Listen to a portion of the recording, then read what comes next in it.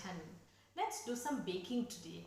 Let's bake some nice and crispy biscuits or cookies in a way, and made with only 4 ingredients basically. Of course, you can add in always some extra, extra things for decoration as well as for the extra flavor.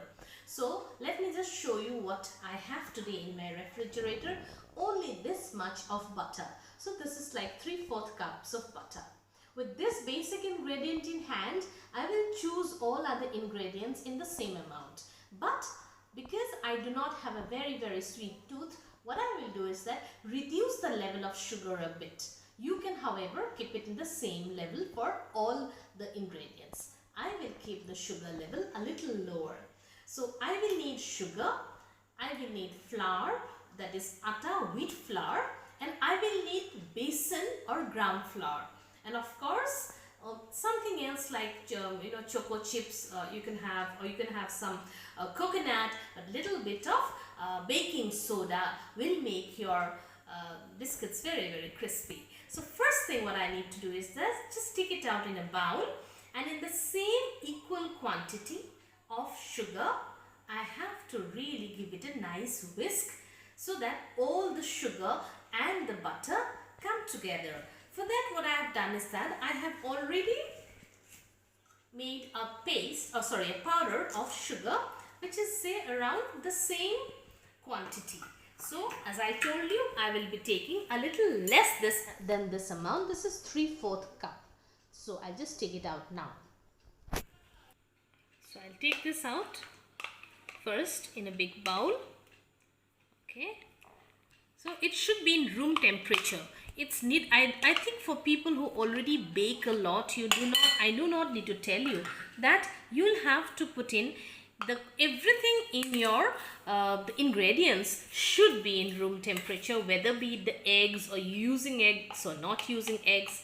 But all other ingredients like the butter everything should be in room temperature. And as I told you, I'm not going to take say completely 3/4, a little lesser than the 3/4, and I'm going to whisk both of them together with a spoon.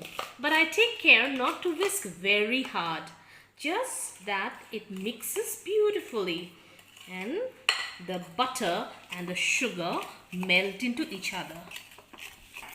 I've whisked this with my spoon for almost 2-3 minutes. So you can see the color, beautiful light yellow color there. Now I'm going to take the same quantity of the wheat flour, or what we call atta, right? So in baking, that's the first lesson that I learned, that you need to have the exact quantity because the quantity matters. So I'll put it into a sieve there. The next thing I take is some besan or ground flour.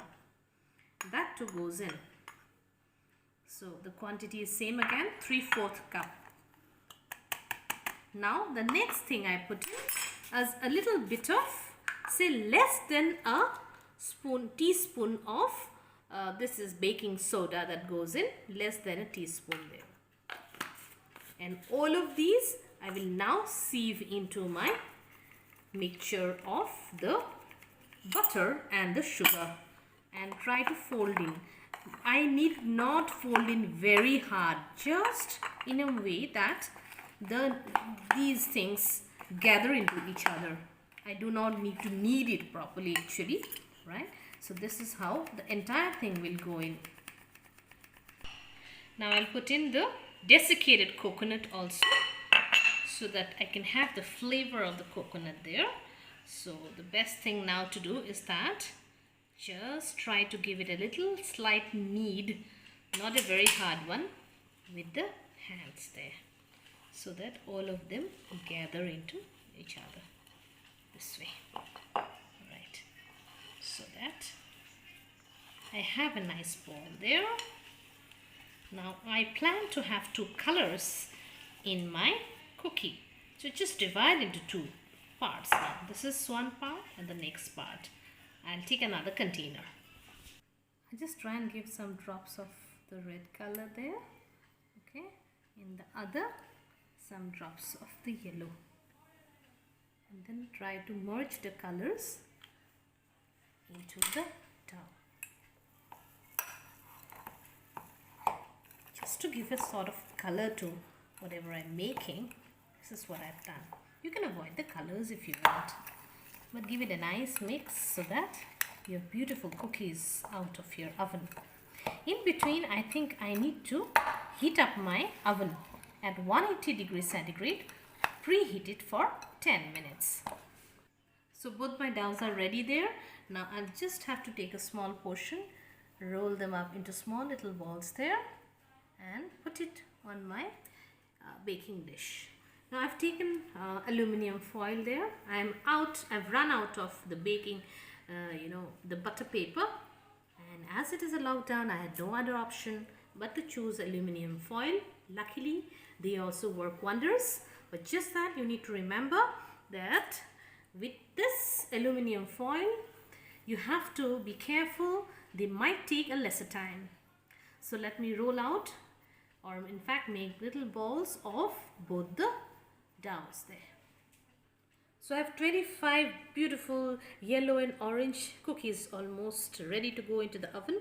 Just let me drop in some extra there, the Choco chips there, which will make it lovelier for my kid. So try to press down the chips a bit, so that when they puff up, they don't swell out.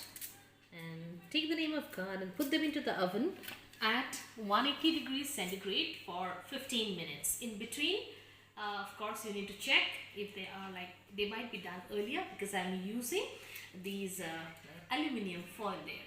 So let's start baking. My cookies go into the oven and I press it around here, turn it to around 15 minutes and then wait for them to puff up. They're going to double in their sizes, and then we are going to have crispy cookies in another 10 to 15 minutes. Now it's been 15 minutes. Yes, they look beautiful there inside. You need to remember that they will be soft now. As you can see, they'll be soft. But once they are out, they will be fine. So we need to take them out at this particular stage.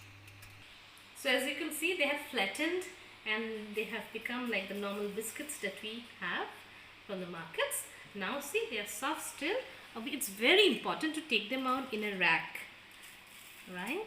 So that they get aired from all sides, and within 5 to 6 minutes they'll be crisp and nice. So I'll take all of them out. So this is how it came out to be. Let me just break and show it to you. See how crispy and nice it is. All I need to do is just taste it. I just can't resist. Soft and nice and crispy. Enjoy it. So these are my cookies ready to be gulped down and really crispy. So give it a like, a thumbs up, and subscribe to my channel if you haven't. Thank you so much for watching.